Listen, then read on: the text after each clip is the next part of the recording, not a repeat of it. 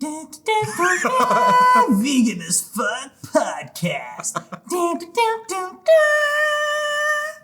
Hello.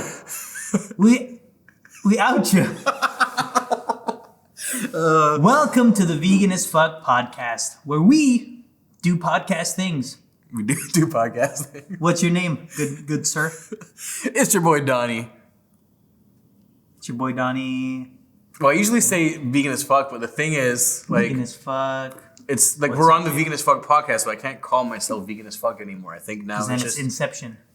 Right? Exactly. Inception. You're in the podcast that is you because you're vegan as fuck, but this is the Vegan as fuck podcast. So basically, you're talking to yourself inside your head. This is the podcast that happens inside Donnie's head.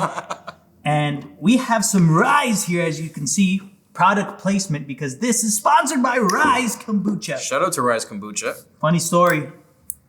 I used to work at a grocery store, stacking Rise Kombuchas into the fridge, and I hated it. I always hated it. Because they would get sold out every single day, and I had to keep restacking them all day. Maybe they taste good or something. I don't know. I can't wink with this eye. But I can wink with this eye. So Funny how things come full circle, and here they are sponsoring our first podcast. This is season 1, episode 1. Yeah, and I'm too afraid to drink it because it reminds me of my haunted past. But I'll drink it. I'll drink it. It's really good. This is the kiwi pineapple. Delicious. Kiwi pineapple. I got experience the taste of fruit forward thinking. That's not the flavor. That's just what it says on it. Mango papaya. Enough about that. What are we talking about here today? My name is Lil Veg, as most of you don't know, and your name is not Little Veg. So, talk to us about our podcast. What's going to happen? Tell the people. So this is season 1, episode 1 of the Vegan as Fuck podcast. We're here in our new studio. We're super excited. It took us about a couple months to get this thing built up. And all we did was build this wall and this table from IKEA. Yeah, we have 2,000 square feet, and this is all we have so far to show for it. Is this amazing wall back here? And we're super excited to be here. We're super excited to bring you guys some good content when it comes to veganism, something different, a little outside of the box. Of course, Little Veg here is quite the comedian. Keeps me laughing most of the time, so. Now that you say that I'm a comedian, people are going to be expecting me to make jokes. And then now that they're expecting the jokes, they're not going to be funny. Because then she'll be like, oh, he's a comedian. Right. Okay. Well, make me laugh. Pressure's on. Go. Make me laugh. Pressure's on. Relax. Trying to make it supposed to be like a happy thing. You're not supposed to be angry that you're waiting for me to make you laugh. See, this is what he does all day long. But today, episode 1, we're going to talk a little bit about our vegan journeys. Beginnings. It's the beginnings episode. It's the beginnings. Look, it's the beginning of the podcast. So we're going to talk about how Donnie first went vegan. That's right. How did I first go vegan? Spill the beans. Yeah, so that I can eat them after. So actually, for me, it was a documentary called What the Health. Have you ever heard of a documentary before? Yes. Okay, so I know what a documentary is. Yeah. He doesn't take me seriously at all, by the way. So this will be a challenge for us to communicate in a way where we take each other seriously. So bear with us. Hopefully, he also doesn't pay any attention to me when I speak. So this is a big challenge for both of us here. Usually when he starts talking, I just do this. Right in his face. Literally. But yeah, I did watch a documentary called What the Health, which was basically showing the correlation between diet and disease. So myself battling with my weight for so many years and seeing how eating animal products could lead to things like cancer, diabetes, heart disease, obesity. I was like, no, I do not want, I am kind of fat still, but I did not want to be one of those statistics, and it awakened me. Yeah, awakened me to stop eating animal products right away. I just stopped eating them that day, and it took me about a month or so to be fully vegan, and then here I am 3.5 years later, enjoying this journey. It's been an amazing journey, feeling great. So you've only been vegan for 3 years? How long have you been vegan for? It's funny, I never even asked you that, actually. It's been like 5 years. It's been like 5, yeah. Like 5 years. I was 21. It was on my 21st birthday. Okay. My 21st birthday, and I'm now 25, but I'm about to turn 26. Like in 2 months. Okay. So we won't talk about my age. I'm old, so. He's an old fart. So it's been almost 5 years. It's been 4 years and 4.5 years. 4.5 years, okay. Four And and what three sparked the journey for you? What sparked the journey? A documentary called What the Hell? That's my story. It's literally stealing my story. I saw the same documentary. Oh, did you? Okay. But that's not the I saw, actually, I was watching Earthlings. Well, look, I've always wanted to like go, not go vegan. I wanted to like be vegetarian for a long time. But then I was keep making the classic excuses like, oh, but I live at my parents' house and they cook the food, so I have no choice. Like, oh, one day when I'll move, I'll go vegetarian. One day when I'll do this, I'll do that. One day, and then you never do anything because all you just keep saying is, one day I'll do this. But then But wait, just before you go ahead, what sparked you to want to go vegetarian? What was that? I don't know. It's just like, Was it animals? Was it yeah, health? well, yeah, it was definitely the animals. It's just always been in my head, like, for some reason, like since I was born, oh yeah, I just remembered, like flashback. There you Okay, go. story time. So when I was 5 years old, Oh, wow. approximately,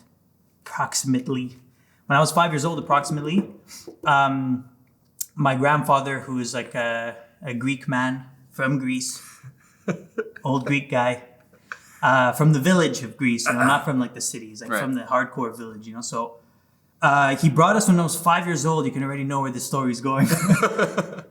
It was around Easter time, and it was he brought us to this farm, okay? And there's a bunch of little baby sheep and goats, and I was like, oh, so cool, so cute. Look at all these goats. Yeah. It's awesome, goats everywhere. And he was like, choose one, and I was like, oh shit, choose that one, That one's like me and my brothers. We chose the cutest one that we could find. So you thought they were gonna maybe be like your We thought pet. we were gonna get like a goat, a baby. like have a goat Yeah. with us. It was like cute, and small. So they were like kind of small. Wait, so are we talking? Was it sheep or goats? No. sheep's? I don't remember one of them.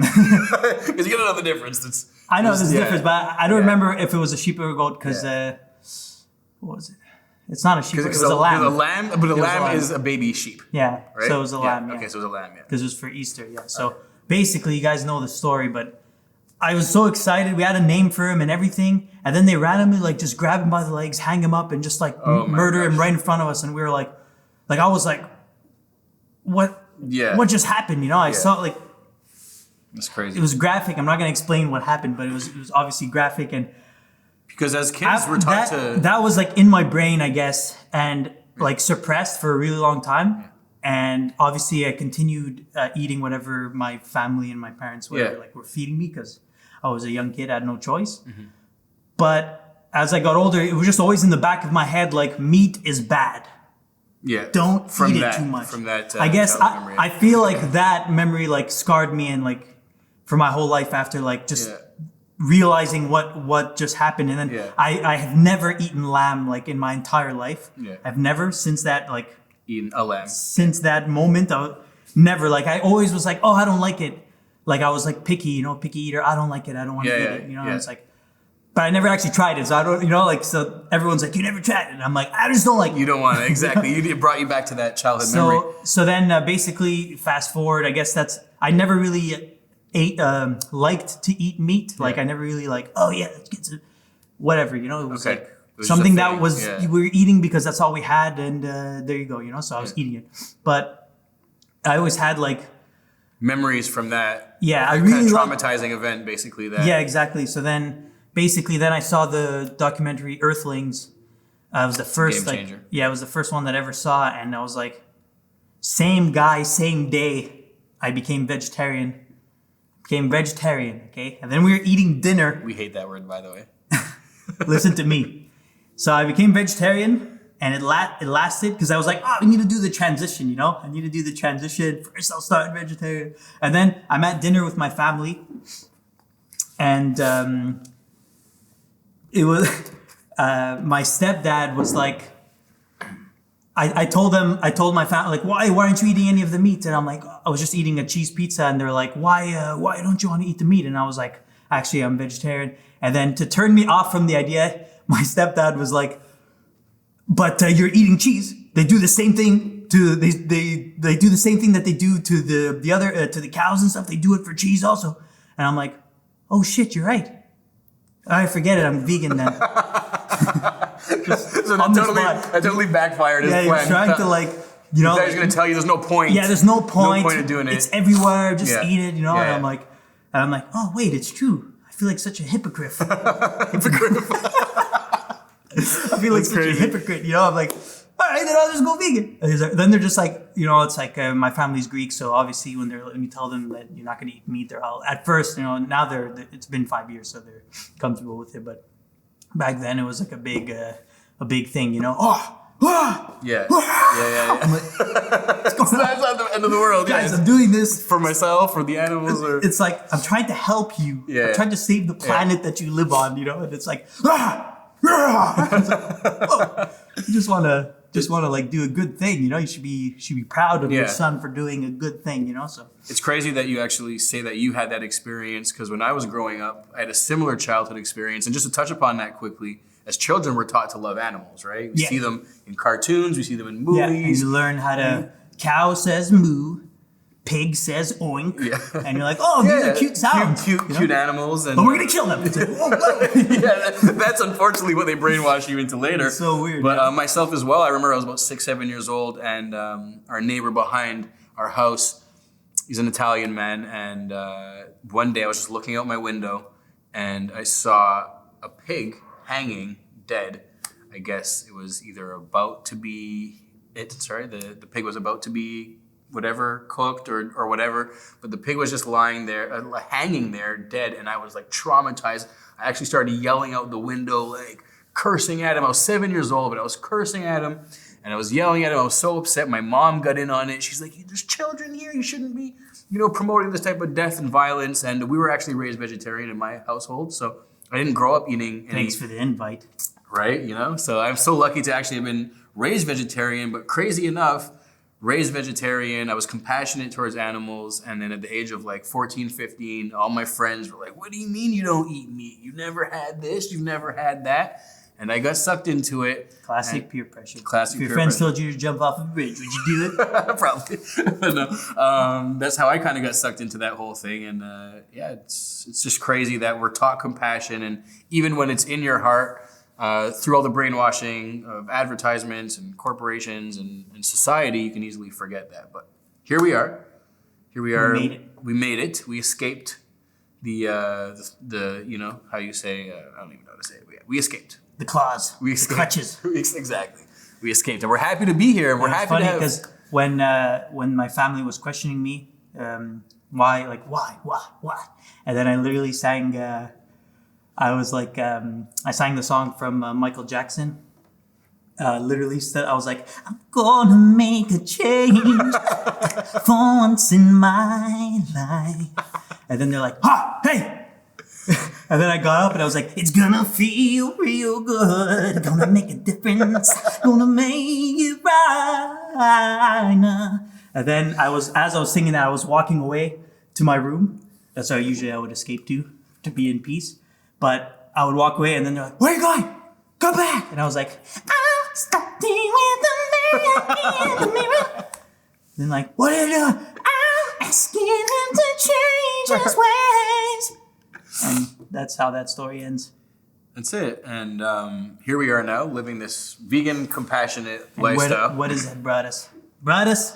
Rise Kombucha. Brought us here, right here, talking to you guys, and so happy to be sharing this journey with you all.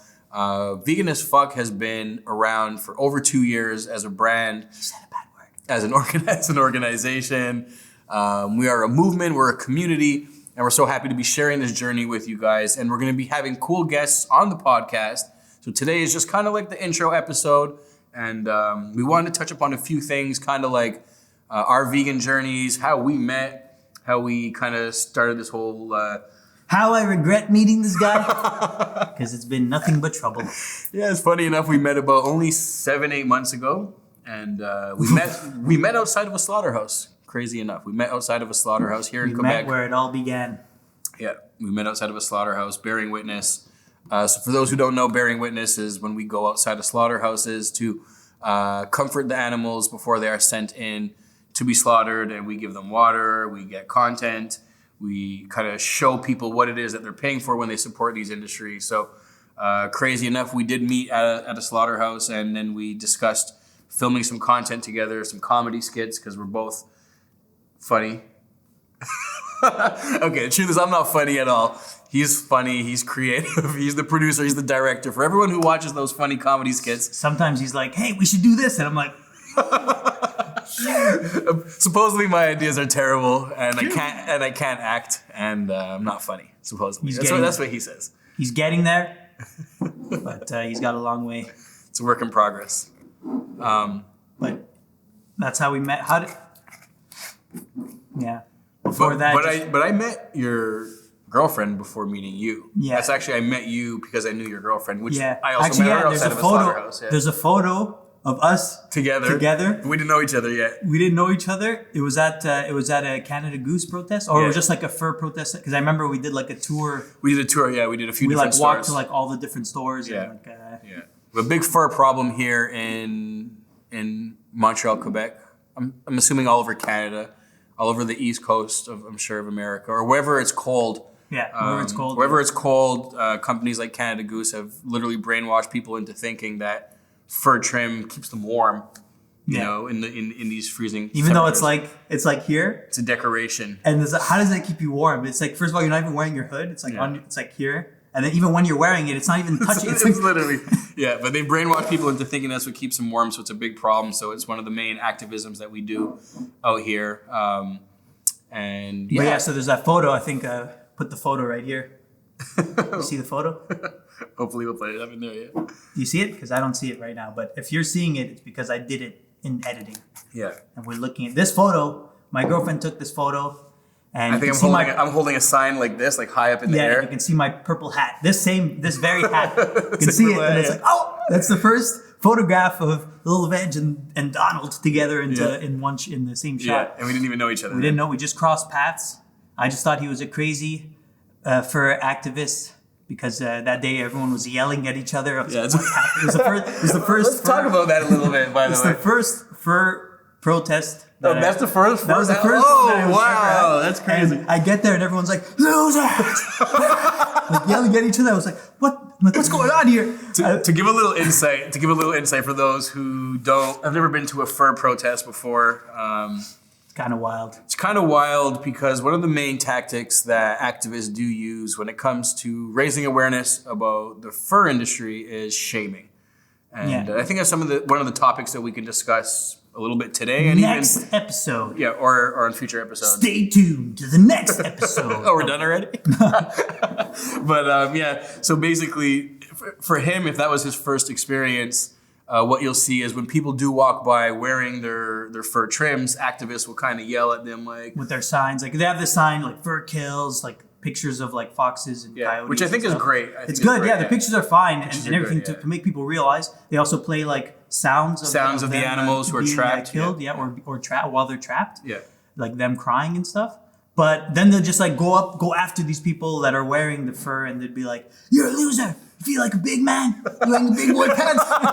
That's funny from our skit. But yeah, so that's one of the tactics. But it's not like you wearing a big like being sarcastic. It's like literally like, "Fuck you, you fucking loser. You're a piece of shit. You're going to hell." Yeah. I think there's ways that we could reform the activism that we do in the fur industry, because it's not like vegans who do activism or activists who do activism towards people who eat meat or dairy or eggs. We don't run up to them and call them losers and yell in their face. But for some reason, and we don't do it to people who wear leather or wool. But for some reason, fur is just something that really gets under the skin, and it's very. Of course, I think it's because like it's a good reason that we're so upset. We are so upset. We're so upset about every industry that exploits animals and abuses animals. They're all equally bad. I just think that it's because like for fur, it's like everyone, like most people on the planet, like love dogs and like furry, cute creatures that are like typically, like stereotypically cute. Yeah, that's true. So. When it's like fur, it's like, oh, that was a dog, like everyone knows that like cows and pigs and chicken and like fish, they get like exploited like crazy. And that's kind of like, because people like, are so conditioned to eat their bodies. Yeah, we're so conditioned about cows and stuff that they're food and they're products for us to eat and wear their leather and their stuff. But then like even non-vegan people know that fur is just like, it's even more, it's like it's not that it's more bad than wearing leather. It's just that because of the, like, we're not as conditioned to, like, for dogs, to treat dogs like dogs that. So when you see someone wearing a coyotes, dog's fur, or it's minks, like, oh, you know? There's so many, there's many I'm just trying to, animals like, I'm just trying to justify it in my, like, why this phenomenon is happening, like why people care so much about fur and not about leather. But I think it's just because, like, leather is just like way more, like, it's more hard to common. escape leather. It's yeah, it's just like it's everywhere. It's everywhere. Yeah, and fur is not everywhere. Like your steering wheels, your you know, leather patch on the side of your shoe. It's like the whole shoe is not leather, but then they had the little patch. It's like, why'd you put leather has been so normalized. Yeah, exactly. So it's just everywhere. As activists, we don't pinpoint it as a major problem, and the fur industry is obviously, you know, extremely bad and extremely exploitive, and actually let us know abusive. What you guys think? Yeah, in the comments below. Drop some comments and let us know what you guys think. Why do you think fur is more like taboo than leather? I guess. Yeah, exactly. But so funny enough, we did meet at that Canada Goose anti-fur protest. Yeah. And I thought he was one of the. Actually, another fun fact is. You thought I was one of the crazy activists. I thought you were just like yelling. I was like, no, I didn't think. I just like, I was there and I was like, what's going on here? And so I'm holding my sign and I'm like, and I saw my friend. We're at Rudsack and my friend was working security. Oh yeah. In Rudsack, but he doesn't work for Rudsack. That's the thing. Yeah. He works for a security agency, and that day they sent him to Rudsack because they knew there was going to be a protest, and they just like got some security for that day, you know? So my friend's there and he just sees us outside, like people are yelling at him, you know, loser, you're working for this company. And he's just like so confused. And I saw him later that night, because we get together it was a Sunday, because we got together every Sunday to play Dungeons and Dragons. Yeah, so we played D&D with my friend. I see him later that night. He's like, what's going on, man? He's yelling at me. I was like, he's like, and then he's just telling me, like, he's like, based on what I saw, he's like, I felt like buying more fur, you know, not because like, but what he was trying to say was that it's just like, I think that's one of the topics we can talk about. It scares them to be like it just offends them. They're like, oh yeah, you calling me a loser? Well, guess what? Yeah. You know? That's when it comes to the next, I think one of the main topics we'll talk about is there bad activism when it comes to the ways that we raise awareness, you know? Is sometimes the way that we're trying to get our message across going to make people more defensive, more angry, and make them want to exploit animals more in spite of not liking vegans. And it's definitely a problem. It's definitely a thing that we are experiencing right now. Because if you look at the trolls, which are losers, obviously, they're losers. But in the comments section, they're like, oh, we're going to go eat a steak now just because of this post. Or we're going to go eat some bacon now because you're feeding water to pigs. And those people, of course, are very close-minded and ignorant, and we're not going to focus on them when we're doing our activism. We're more focusing on open-minded people and people who are willing to look a little outside of the box and open up their hearts with more compassion. Not to say, though, like, that day when everyone was yelling and stuff, there was a few people that, like, I guess responded to it. So, yeah, it's not to say that it's like it doesn't work. You know, there was some people that came up to us and they were like, there was a lady, I'd taken a picture of a lady. Taking off her... Yeah, she took off her fur trim because she didn't even know before, you know. She was just walking. She just thought it was a thing, you know, just a fluffy thing on her thing. She didn't even know if it was real or not. But then they told her it's real, it's this, it's that. It's a dead, you're wearing a dead animal on your neck, you know. And she was disgusted by the thought. She like literally unzipped it. She's like, take it off of me. Like, she didn't do it. Like, she asked us, can you please take this off of me? I don't want to, like, a lot of people don't know. A lot of people don't know the details of those industries and how bad those animals are, you know, abused, and exploited. I guess, like, she was not susceptible to, like, being offended by someone yelling at her on the street. It just made her like, oh, why are they yelling at me? What? I'm wearing this thing? Exactly. Oh, instead of being like, people that get, like, really angry, like, what? Fuck you is? Call me a loser? People have got into our faces before. Almost fights happen. And it tends to give activists a bit of a bad name, that's for sure, because people will be like, you know, like they're walking by with their children. Like they're one walking. Of those crazy people. Yeah, exactly. Vegans tend to look a little crazy. So I think there's ways that as activists that we can all adjust the way that we raise awareness, the way we speak to people. And I know it's hard because we're angry. We're angry and we're really emotional. We're frustrated. Yeah. We're frustrated. Yeah, because it's just like. But it's not about us. That's the whole thing. If we make it about us, and I feel that's definitely, again, a thing that happens to a lot of activists is we're so angry and so frustrated that our emotions spill out in a way that might not make it attractive for people to want to go vegan. So I think it's about really, channeling that energy into a more positive, loving way of raising awareness and explaining to people kindly and politely, hey, this is why you shouldn't support those industries. That's my favorite way of doing activism. That's my favorite way of just raising awareness, is by talking to people, having real conversations, and maybe teaching them stuff that they didn't know. Yeah. So I think that's something that we're going to touch upon a lot, because one of the main things we want to do with this podcast is, of course, just come out here and connect with everybody and put out content that's going to resonate with so many people, hopefully both vegan and non-vegan. But we definitely want to create some change in this world, and I think that can be done by giving advice or just offering different techniques as ways that we can get people to get on board with not exploiting animals, not exploiting humans, not exploiting the planet, and just living a compassionate type of lifestyle. That's our goal here. So yeah, with everyone, like even to these people that, like, to us, they're doing all these horrible things, but we have to spread them some love. Approach them with love, so that they so that they're not like immediately closed off when we approach them, because we approach them with like, hey, idiot. Yeah. They're like, oh, fuck this guy, Exactly. Like, that's just human nature, to get defensive. Yeah, exactly. And if someone comes and attacks you, you're going to not be open-minded. Another example. So on Facebook, there's this guy that he can't keep his pit bull for whatever reason, and he was saying that he did a post like he needs to put him down, and I don't know why he needed to do this post, but maybe to like a cry for help, like. But he was just saying like, I have to put my pit bull down. I can't keep him anymore for whatever reason, whatever. A bunch of people started messaging him like, you loser, die, fuck you, die. And obviously, he's not going to respond to those people. Yeah. And then my girlfriend Casey, she saw the post and she wrote on it. She put like a smiley face, and then she was like, "If you need any help, finding another home. If you need help or something," she wrote something like positive, like, "Hey, how are you?" With a smiley face, And like 3 days later, we thought like, oh, it was already too late. Like, we thought it was too late. They put him down, for sure. But she gets a message out of all, like he had like hundreds of comments, and out of all the people, he messaged her and he was like, "Hey, I found a home for him, but now they don't want to keep him. So can you help me to like find him a place?" And so now she's been the past few days, like every night she's like messaging all kinds of like shelters and sanctuaries and this, that. Can you take this pit bull? And she found a place for this dog to go because she wasn't calling the guy a fucking idiot.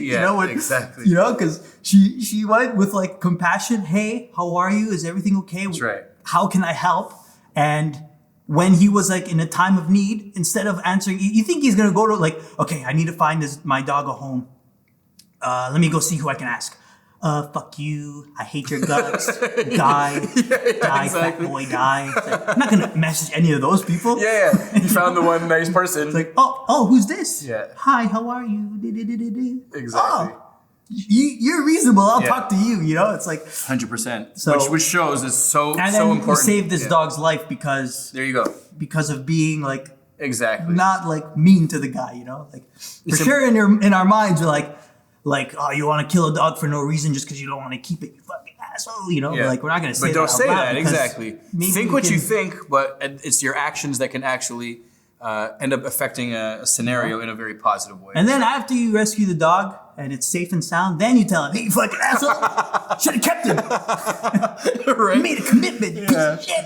But I love that. I think we're going to come and find ways to just talk about different techniques and different ways of approaching people and different ways of raising awareness. And I think that could have a very positive impact because people do look up to us, our organization, as like innovators, I think, a little bit within the vegan movement, because we like to do things a little differently, right? We have our comedy skits. We have kind of our brand, which is a little bit edgy with the vegan as fuck name to it, and we have a lot of big plans on ways that we want to get creative with sharing our message. So that's that. We're edgy. So what do we have on the menu? Let's talk to our viewers here because we don't want to on the rice kombucha. How are we closing out the year 2020? I'm closing out the year 2020 by drinking a rice kombucha. You haven't even taken a sip yet. I've been drinking it the whole time. I'm not thirsty right now. That's so funny. But let me tell you what I am thirsty. I'll grab a rice kombucha. How are we closing out 2020? Let's talk to them a little bit for people who are new, because we have to understand sometimes we get caught up. We have so many followers and so many people who follow our journey every day through our Instagram stories, through our YouTube, through Cool guy. yeah. So a lot of people do know us, but we do have some new listeners, probably some new viewers, and they don't know. What do we have here? Where are we right now? What studio is this? Why don't you fill people in a little bit on where we're at? What do you mean where we're at? We're at a table in front of a wooden wall that I built with my bare hands. We literally did. For this wall, by the way, we ripped apart pallets. We ripped apart fences. And we took out all the nails and we sanded. And let me tell you, those people that woke up without their fence, they're having a bad time. Yeah. Their fences now are wall immortalized on our wall. Yeah, we do have our office. It's empty. It's totally empty. We have nothing but this table. That's why, guys, you can hear this echo.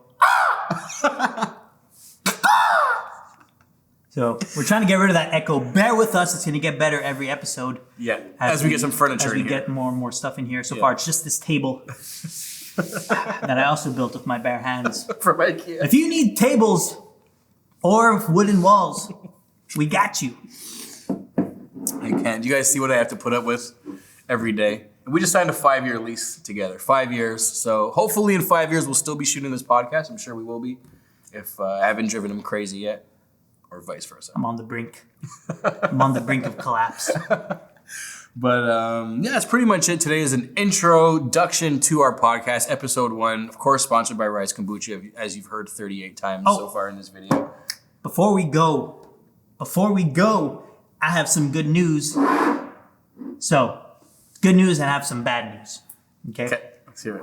So, I'm not going to tell you which is which news, but you're going to guess. So, I went to the doctor. And I did some blood tests, okay? And as you guys have seen from the stories on Instagram, me and Donald have been eating nonstop. Junk food. Comfort food. Restaurant food for 7 months. Since we met, like 3 times a day. Like that documentary, Super Size Me, the guys eating McDonald's all day. We did it. We did like that, but the vegan We should version. be fat, fatter than this anyways. Yeah, but that's what I'm getting at. So look.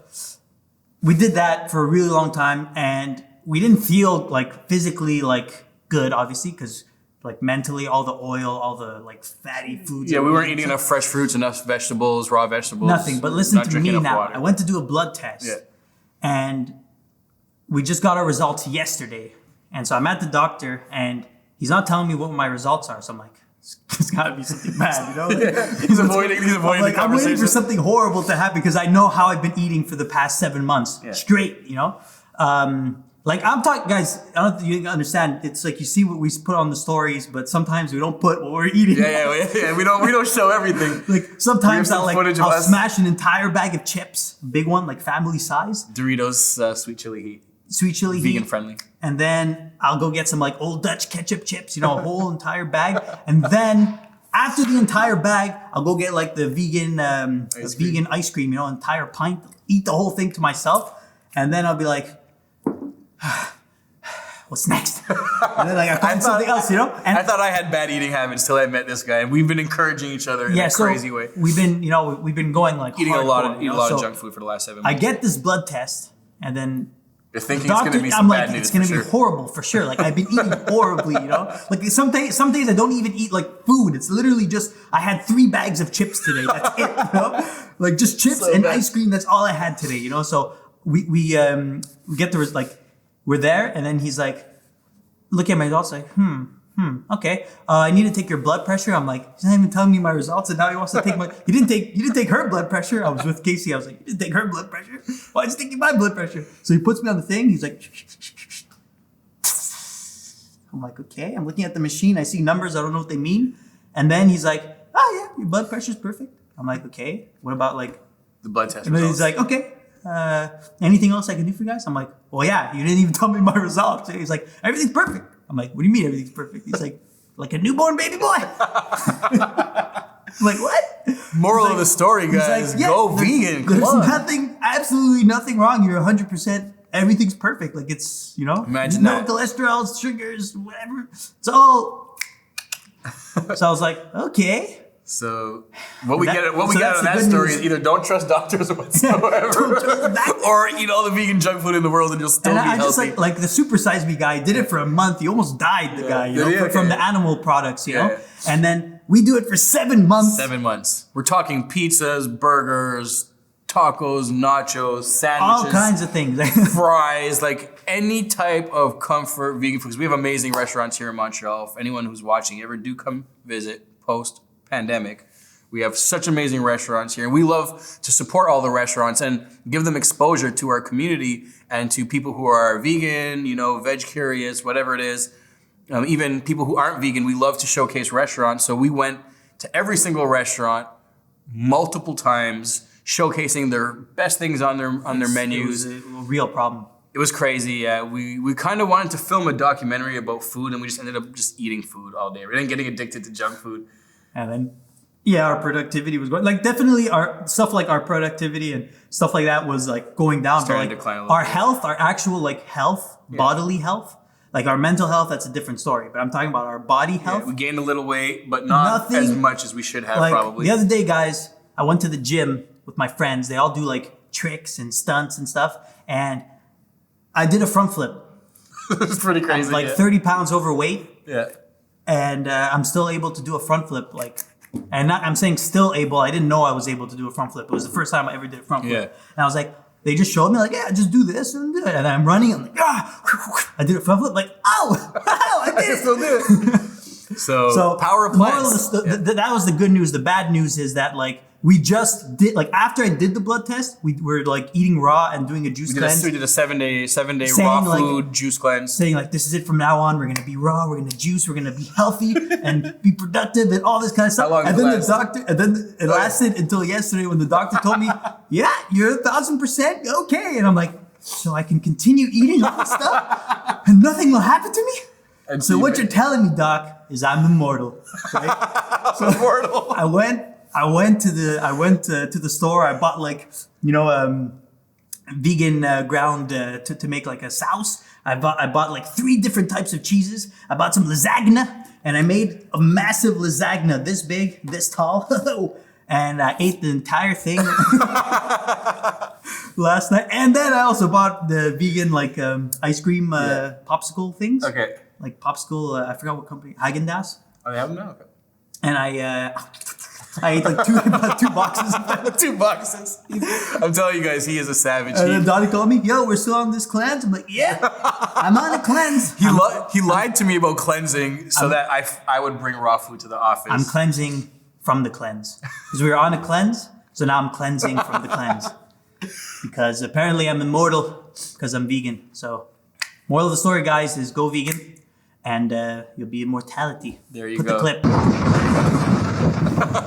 You know what's there? I think Put the clips on then. Beyond that beach. Immortality. Take it. It's yours. that's pretty good for episode 1, right? Anything we want to do some final thoughts, closing thoughts, what people can expect from this podcast. We're gonna have some guests on, right, to make this a bit more interesting. Is there gonna be room for them somewhere? Yeah. Right here The in the table middle, I extends. Okay.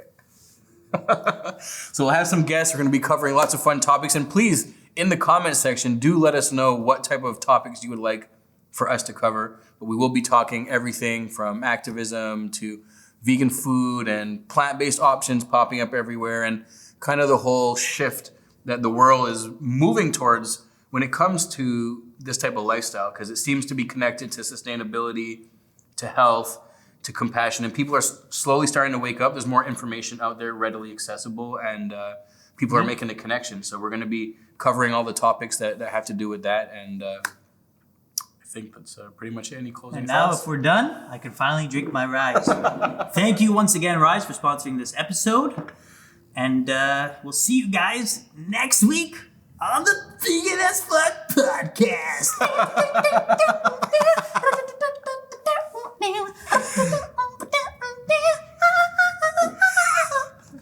I just wrote the song.